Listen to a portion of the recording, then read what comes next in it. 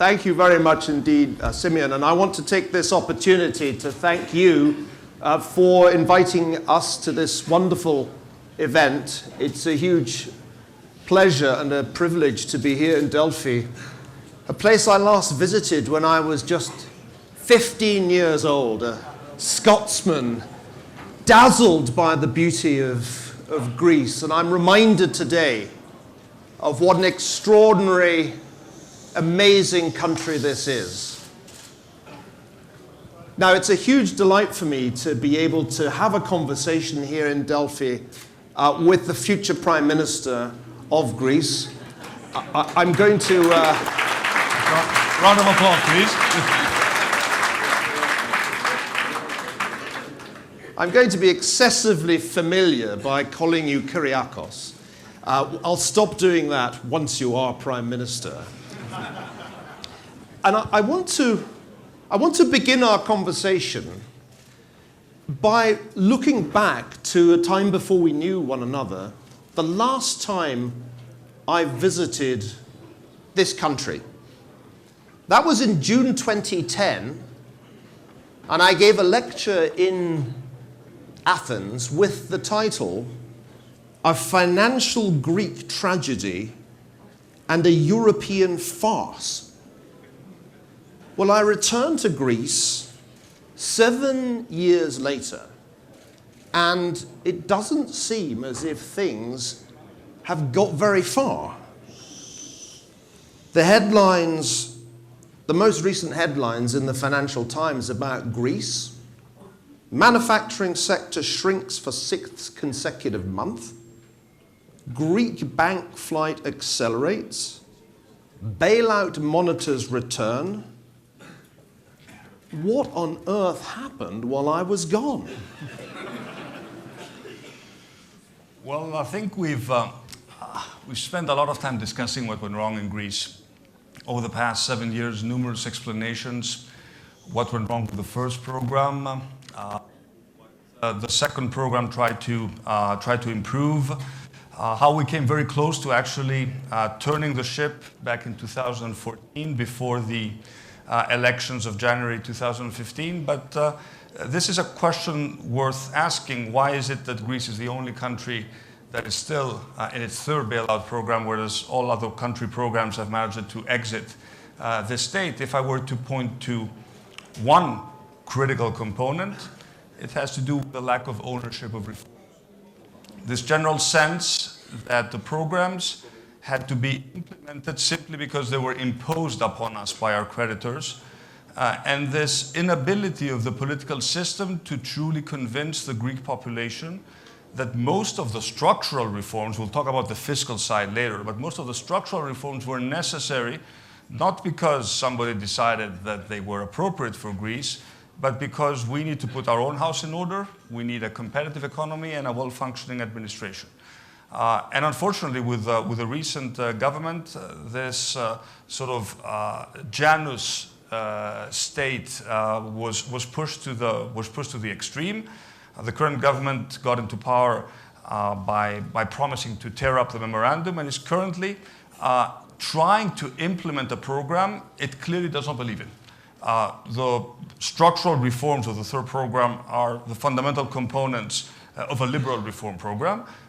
We have a leftist government in power that is again repeating the mistakes of not having full ownership of the program, hence the delays and hence the discussions that drag on and on and on. So if I were to point out to one variable, it's the lack of ownership and lack of courage by the political leadership to openly talk about the changes that are necessary in Greece.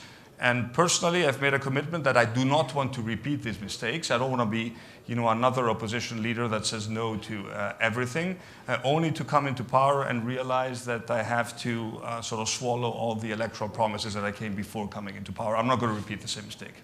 Do you place any of the blame for the 7 lost years on the other European member states, or is this primarily a failure of Greek leadership? No, I think there's a lot to be said about the way the first program was designed. I think you wrote in an article that the first program was primarily designed to save the European banks, and that is probably true. I think also the mistake in the first program had to do with the fact that too much emphasis was put on increasing taxes rather than cutting spending. This was to a certain extent rectified in the second program. But even today, I think there are mistakes made by our creditors when we look at the future of the country going forward. I mean, this insistence on primary surpluses of 3.5% for the foreseeable future, this is not sustainable. And I don't think you will find a single economist who believes that an economy which is trying to recover, where growth and job creation should be the absolute priority, that at the same time we can produce these types of primary surpluses for many years into the future. So I think the insistence on this is a mistake. I think the government made a mistake by accepting these surpluses for the next years in an attempt to complete the review. And I think that eventually this is something which we will have to revisit. But I want to make it absolutely clear. In order for Greece to manage to negotiate more fiscal space, which I think is absolutely necessary, we need to keep our end of the bargain. What it is that we can do, we can and should be doing reforms. So there's absolutely no excuse whatsoever for any delays in important reforms that would have been necessary regardless of the fact that we have found ourselves in a bailout. So I think at this point, everybody is looking at the Greek problem through the prism of their own sort of domestic, maybe electoral agenda. But I'm afraid that unless we address this fundamental issue, we won't be able to give the economy the breathing space that it requires. And when I talk about, I want to make this also absolutely clear, when I talk about reducing primary surpluses, I don't envision using the additional fiscal space to increase the state. That's not what I want to do. I don't want additional spending. I want to cut taxes. The Greek productive economy is suffocating today under heavy tax burden, which is combined with extremely high social security contributions. If you talk to entrepreneurs and business people in Greece, they tell you that this is not a sustainable situation. So again, if the focus is growth, we need to look at it from a different perspective. I want to come back and talk a bit more in detail about the kind of economic reforms that you would like to see. But before we get into the weeds of economic policy, I'd actually like to ask you about what Americans call the vision thing. I, shortly after my last trip here, was asked by the Wall Street Journal, this was in 2011, to write a piece about Europe in 2021, where I thought it would be 10 years down the line. And in that piece I said, very much against the conventional wisdom in the US, that Greece would remain in the Eurozone, but Britain would leave the European Union. Now, that was my vision in 2011, which has turned out to be pretty prescient. Let's give you a chance to look into the future. Tell us where you think Europe will be, perhaps in 2021. It's a lot nearer now. Well, 2021 is an important symbolic date for Greece. It's 200 years since the beginning of the Greek Revolution, which resulted in the foundation of the modern Greek state. So we all want to focus and use this date symbolically, but it's very, very clear that the situation within the European Union is currently not sustainable. If I were to, we have some technical problems. Okay, we'll go back there. If I were to make a point that would combine, the Greek vision with the European vision, is I would certainly like to see Greece at the center of the core of Europe that is willing to move faster towards a direction of further integration. I mean, this is an open discussion in Europe. President Juncker presented, various options. We are already in a sort of what we called a variable geometry Europe, but there's no doubt that there will be a core of European countries that will decide to move forward towards further integration that will also in the process address the structural flaws that were related to the creation of the Eurozone, and Greece cannot afford not to be part of this discussion. Right now, again, unless we make a leap forward and not just take steps forward, we risk losing that opportunity. I was wondering how Brexit looked from here, because it really was a very dramatic thing for my home country to vote to leave the EU altogether. Did anybody here watch that news and think, maybe we should try that?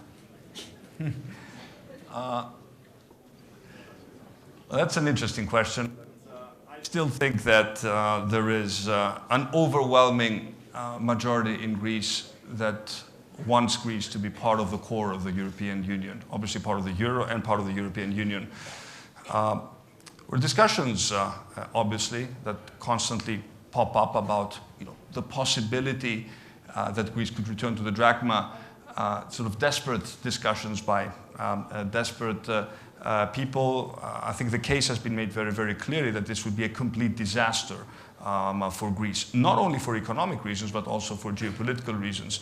And Greece has basically staked its future on being a part of the European family. And I think that was also the great vision of the founder of our party, Konstantinos Karamanlis, when against the wishes of Greek public opinion at the time, he anchored Greece very safely at the center of Europe. So I think for the majority of Greeks, this is something that is clearly not negotiable. However, I am afraid that the longer this malaise continues, the longer people feel that the economy is not recovering, the longer unemployment keeps on remaining at 22 or 23%, the more we'll give these sort of desperate people room to make this this case. So it's really up to us to make the case for why Greece needs Europe and why actually Europe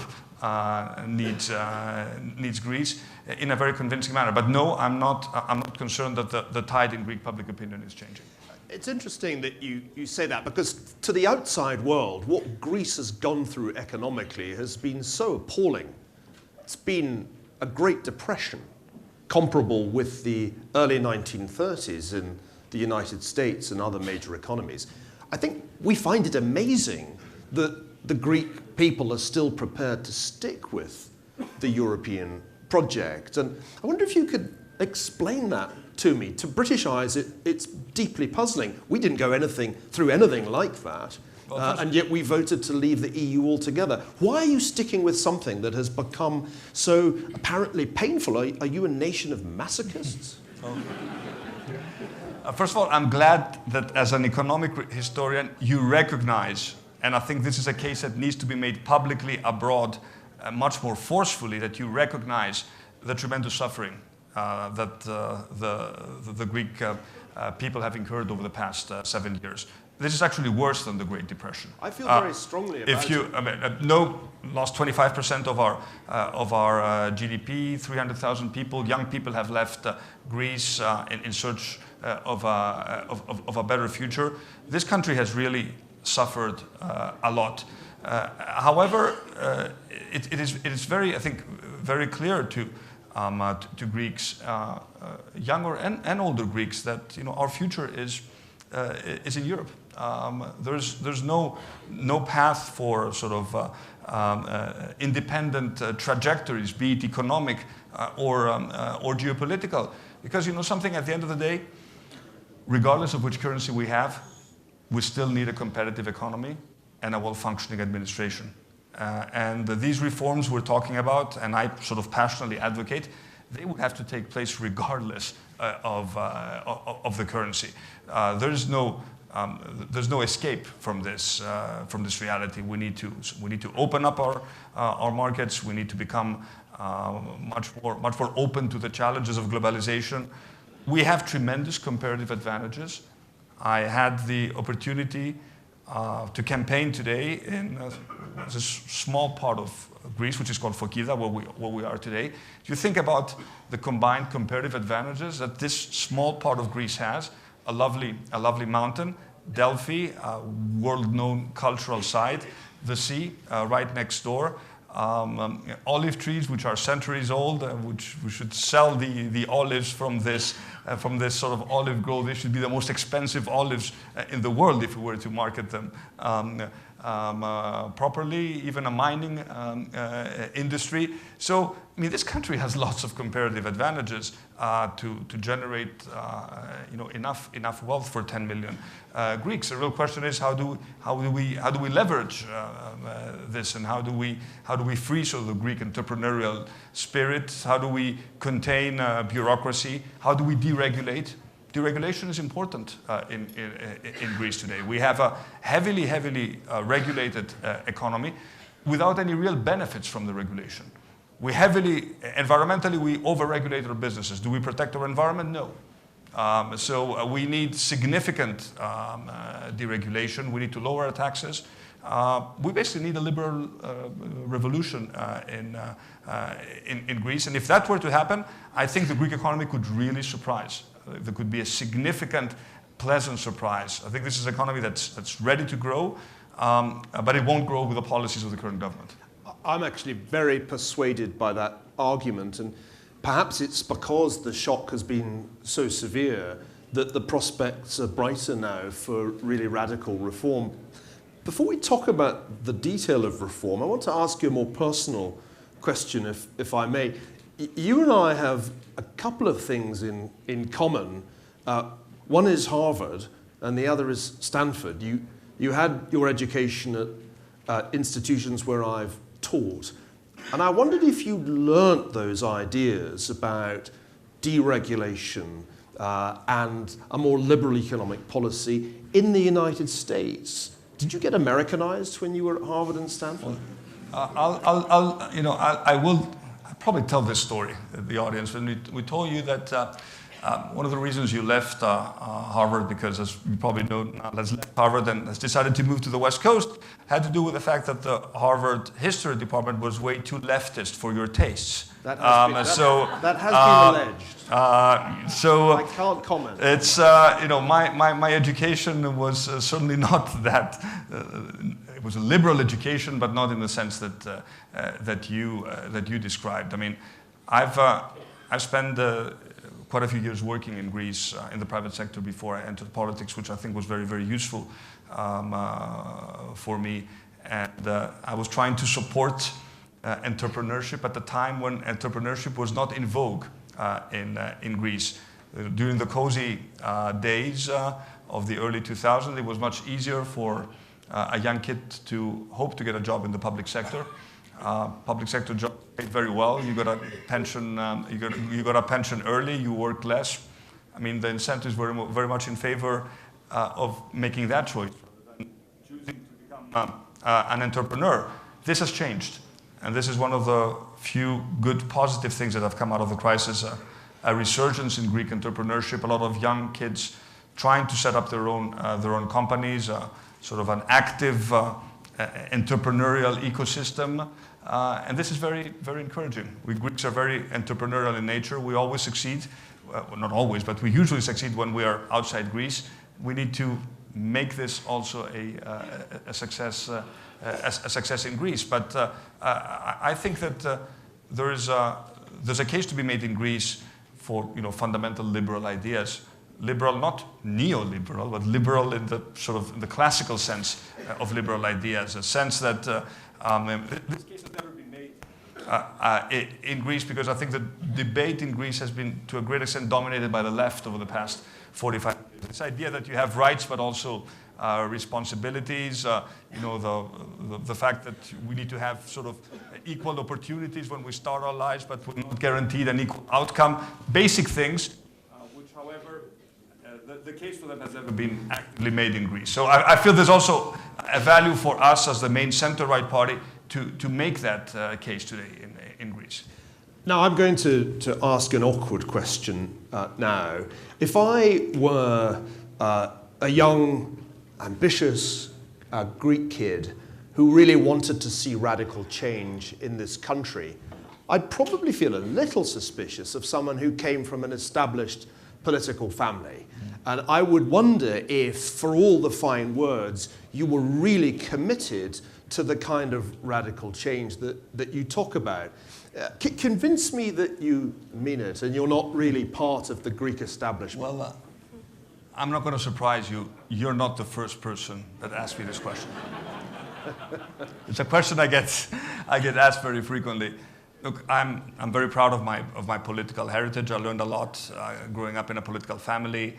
I think I have a good background and very much sort of opposed to the sort of anti-elitist tendency that is popping up across the board today. But I think that I've demonstrated I'm a committed reformer. I think I've been consistent in my views since I entered politics.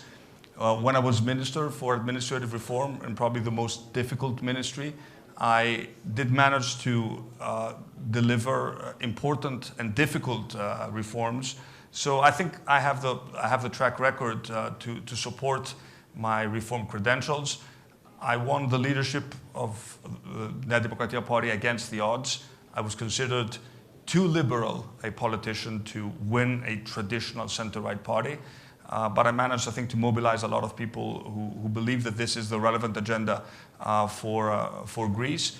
Obviously, there are always people who are going to be skeptical in dealing with someone who comes from a political family. But I sort of feel that I have the track record to support what I'm currently doing, and I think it's good that most people sort of call me with my first name rather than my last name. So I think this is a sort of a sense of personal recognition, at least for me. All right, Kyriakos. Then I want to hear the 200-day plan, because on Tuesday I was in Washington, D.C., and I heard Paul Ryan, Speaker of the House, set out the 200-day plan for the Trump administration. Tax reform, deregulation, healthcare reform in a whirlwind of legislation. I must say the audience who heard him gave him a standing ovation, and I want to hear you give me the same kind of whirlwind tour of what your first 200 days as Prime Minister will be like, and what will the legislation be? What will the reforms be? Tax reform, deregulation? No, I'm serious. Tax reform is absolutely critical for Greece these days. We need lower corporate taxes. At the same time, we also need to contain public spending. We need a more simplified tax code, and we need to lower corporate taxation. We've made a commitment to lower it from 29 to 20% within 2 years. So, comprehensive tax review and reform would be probably the first legislation that we would bring to Parliament, coupled with sort of a much more sophisticated system to deal with tax evasion. We have all the tools at our disposal, and a very heavy emphasis on electronic payments, which I consider to be the one solution to deal with small-scale tax evasion, especially at the VAT level. Second piece of legislation brought the changes in the licensing process for new business creation and investment. This is something, again, we've discussed. We've attempted to do it in the past, not very successful, but we need to streamline licensing regulation, especially environmental regulation, which is still way too cumbersome. There are other initiatives that have to do with public administration, which I consider absolutely critical, where I do intend to focus a lot of our attention. We are still a country that does not evaluate our civil servants. I fought a big fight in terms of putting in place a system to a proper performance appraisal system for civil servants. I think the situation is mature now to move down in that direction. And of course, I would not leave outside our main sort of reform initiatives, a comprehensive education reform. Unfortunately, steps that were taken in the right direction when it comes to education reform, starting with the previous Karamanlis government. I see in our audience Marietta Giannakou, who did a tremendous job as an education minister, and then were continued by other governments, unfortunately, are being rolled back. But big heavy emphasis on education, giving universities and schools much more autonomy, much more independence. And of course, a big package of institutional changes that will eventually culminate with sort of what I would envision a drastic change in our constitution, which is sort of a longer term process. But we need to look at institutions very, very carefully. Our institutions are still relatively weak, and we are at a state where we need to have a very honest discussions about how we change the whole structure of the political system. Do you see foreign investment as a part of your strategy for reigniting growth in Greece? Because that seems to be an important part of the story in other countries that have recently achieved the kind of transition you're talking about. I know it's not polite to mention Latin American countries in Greece, but it must be said that Argentina has shown us in the relatively recent past that a political transition can be followed by very rapid economic reform, but one of the keys is attracting foreign investment. Is that part of your strategy? I think it is important, obviously. There have been significant delays in privatizations. And of course, when big investments that also have a symbolic value, such as the development of the old airport in Athens stall and don't move ahead, that sends a very clear signal to foreign investors, and it's not a good one. There's a sense that, you know, if you want to sort of invest in Greece, you'll be faced with huge bureaucratic obstacles, and these days with a government that is simply not cooperative, and this is something that has to change. But the problem is not just foreign investment, it's also domestic investment. Right now, our investment as a percentage of GDP is at 10%. Essentially, it's lower than the depreciation that's taking place at the corporate level. We need to push it up to 20%. That means 100 billion in total investment over the next 5 to 7 years. That's the sort of investment output that we need to that we need to fill. Some of it is going to be foreign investment. Some of it is going to be foreign capital. Some of it is going to be domestic capital. But in order to materialize this sort of growth explosion, we also need to sort out our banking sector. Right now, banks are not providing the real economy with real liquidity. The issue of non-performing loans has not been successfully addressed. There's something to be said and some responsibility also to be placed with the banks. But for example, this sort of concept of out-of-court settlement, which has been discussed for 2 years now, still drags on and on and on, and the government has not even completed the necessary legislation. So I think that a change in government would send a very clear signal to the international investor community that Greece is open for business. I've studied very carefully what has happened in Argentina. There's an interesting analogy in the sense that Argentina also came out of a period of intense populism, but it did manage to change the image of the country very, very quickly and attracted a lot of foreign direct investment. I think something similar is certainly doable in Greece because there are a lot of investors looking at Greece right now. There are opportunities. We need to make a case for why Greece is attractive. It's cheap.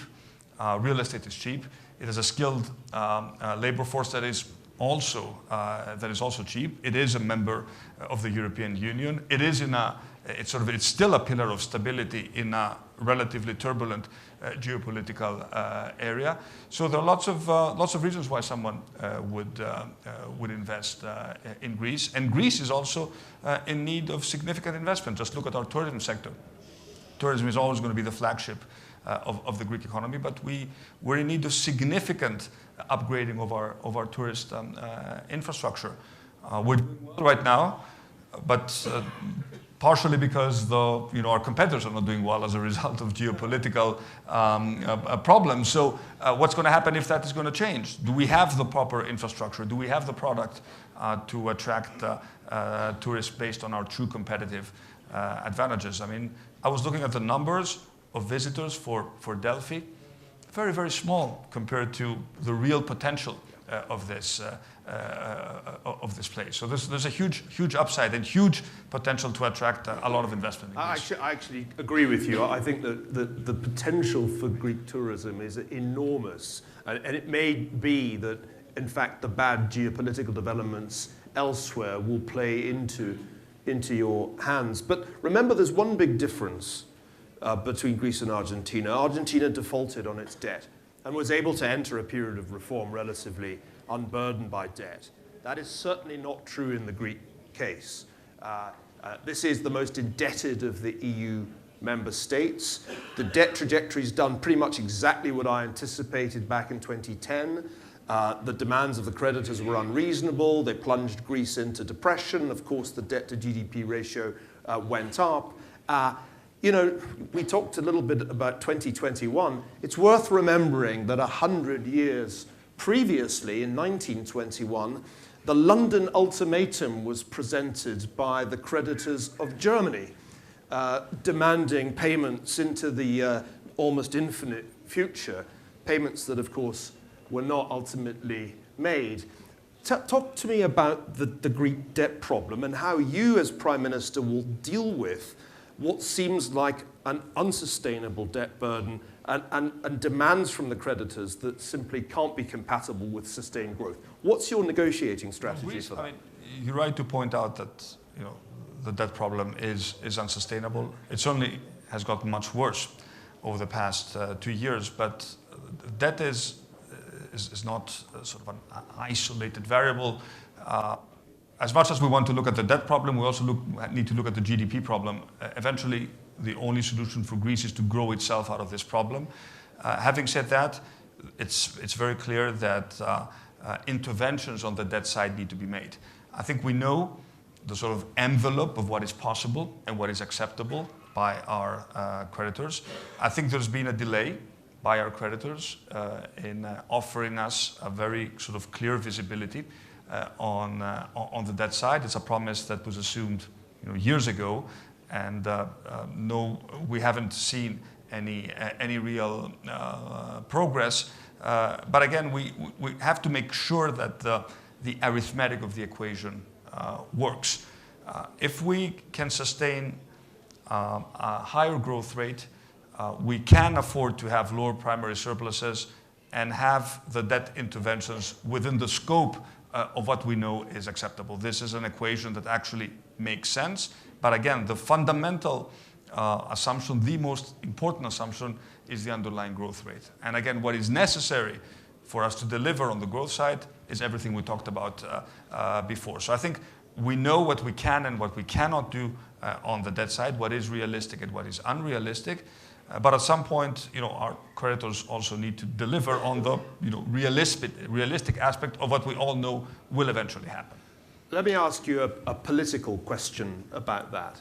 You have met with many of the leading European politicians on the creditor side, including the German finance minister, Wolfgang Schäuble.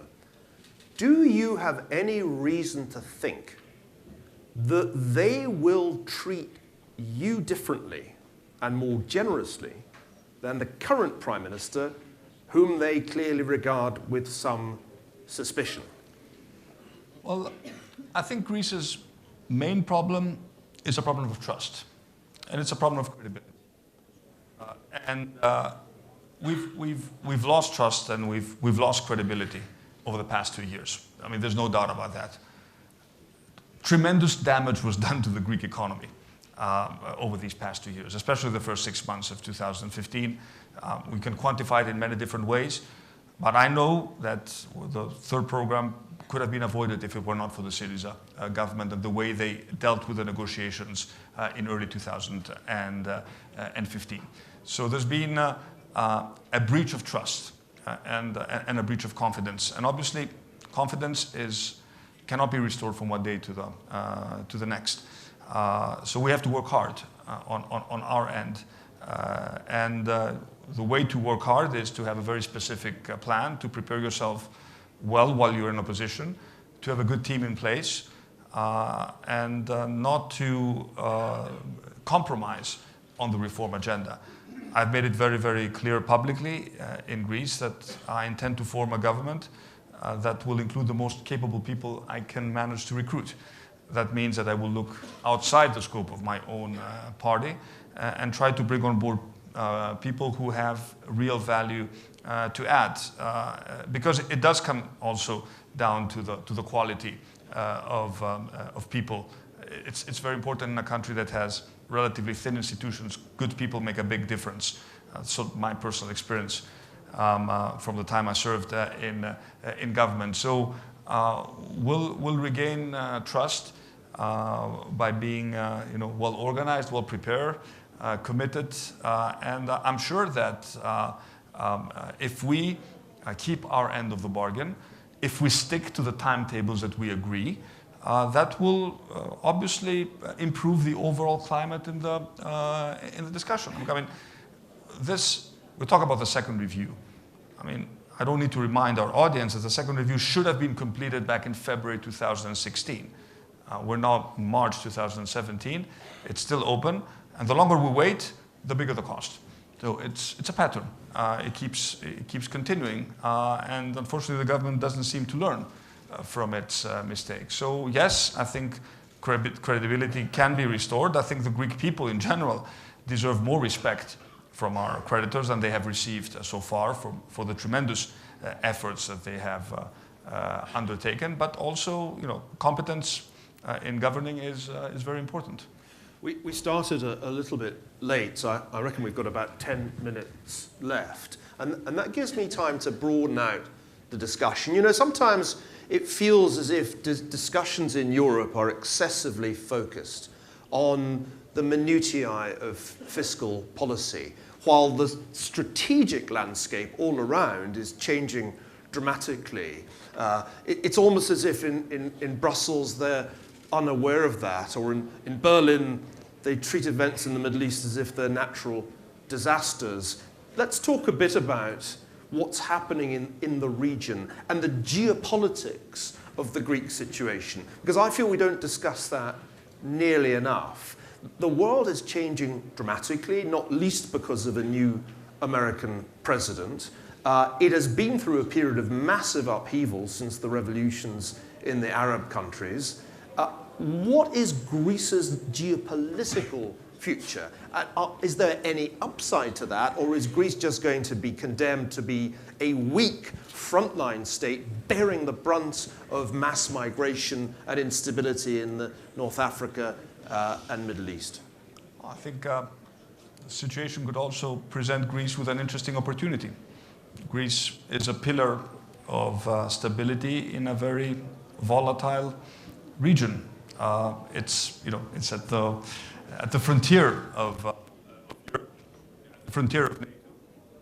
but this is a situation that can be potentially leveraged to our benefit. I think you're right to point out that sometimes we don't look at the broader picture. Maintaining stability in Greece is important geopolitically for the United States and for Europe, not just for financial reasons. And I think you're right to point out that this is an argument that we sometimes miss. Now, the migration problem is a problem in its own right. I think it's a problem where Europe has failed to give a collective answer to a problem that certainly exceeded the capacity of Greece to address it on its own. I've made this case frequently to my European counterparts. Unfortunately, the migration and immigration issue, as you know, has been hijacked by domestic politics, so nobody wants to touch it. But it is very, very unfair for Greece to deal with this problem on its own. Having said that, a lot of money has been made available for Greece, which unfortunately has not been properly used by the government. But again, we need to be aware that this is a problem that Greece cannot address on its own.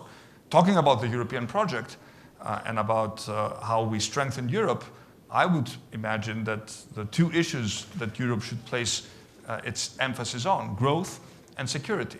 And if we talk about security, we need to secure our borders. So managing our European borders in an effective manner should be at the cornerstone of a sort of forward-looking European strategy. We've heard good intentions about the creation of a European border patrol force, but we haven't seen a lot of deliverables since these promises were made. We need to make it absolutely clear to our European counterparts that the borders of Greece are the borders of Europe, and the borders of Europe are the borders of Greece. And in that sense, I think there's a lot to be done by Europe on that front. You'll be able to point out at some point to the US administration that Greece is one of the few NATO member states, other than the US, that pays more than 2% of GDP on defense. Yeah. Let me ask a penultimate question about another NATO member with which Greece has had historically a very difficult relationship, namely Turkey.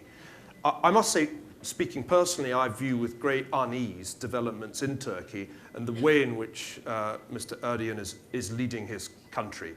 What is your view of the Turkish problem, which I think increasingly it is becoming, and how would you deal with that relationship as Prime Minister? I'm not going to comment on Turkish domestic political issues. What I will say, however, is that we always seek to have good relations with Turkey.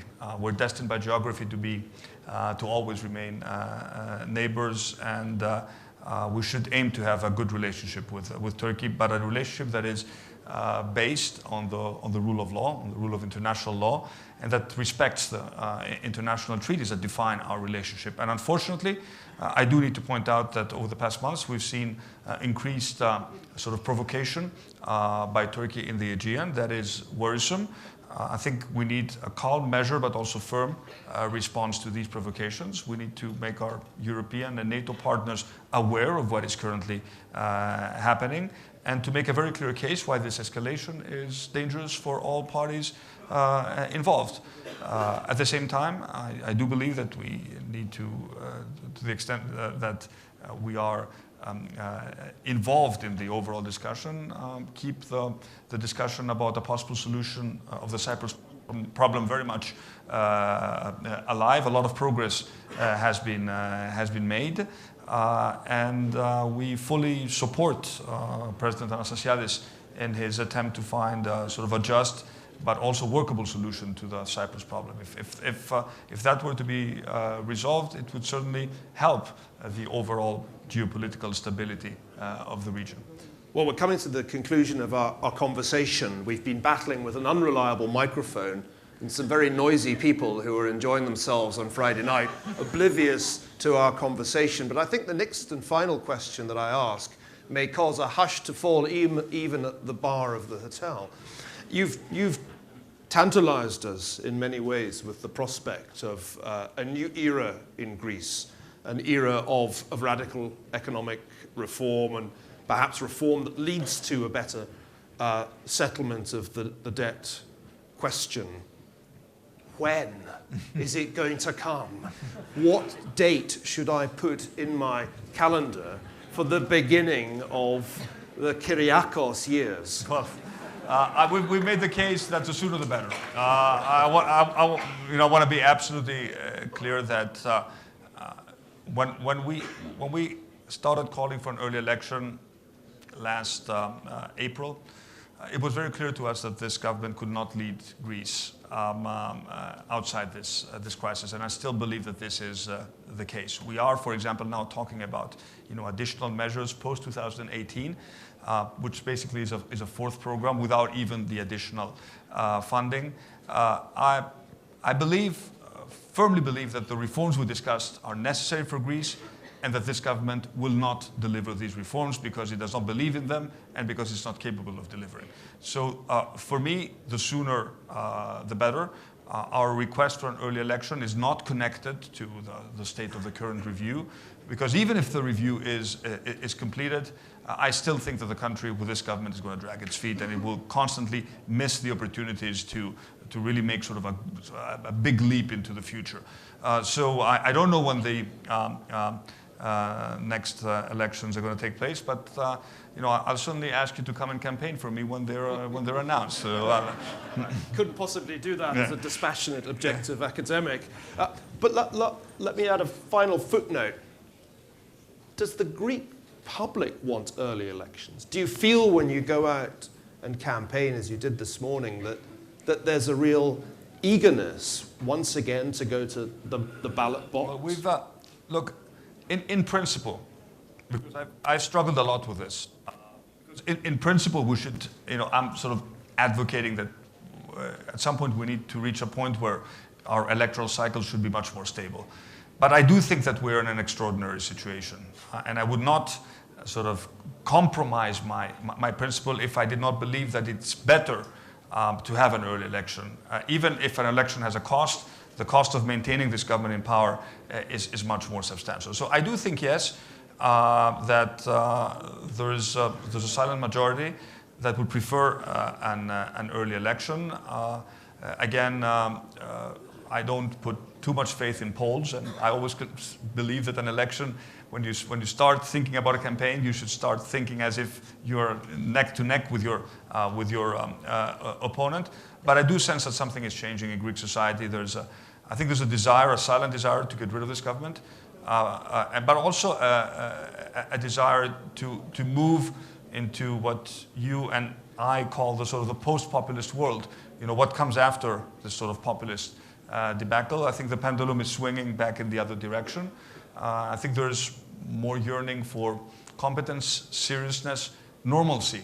I think we need to de-dramatize politics. It's very, very important to let people, take control of their own lives and, do what they do best. This sort of constant drama and saga of negotiations, discussions. There's a real toll on the economy. You mentioned the figures. So I think yes. I think there's a silent majority that would today prefer if the term of this government came to an end sooner rather than later. Well, one thing I've certainly come to see on the basis of this short trip is that every day more of the existing government is costing the Greek people more. And from that point of view, on a strictly economic basis, I feel that change cannot come soon enough. It's been a huge pleasure for me to sit with this audience in conversation with you, Kyriakos. Let me just take this opportunity to invite everybody to give you a very warm round of applause. Thank you.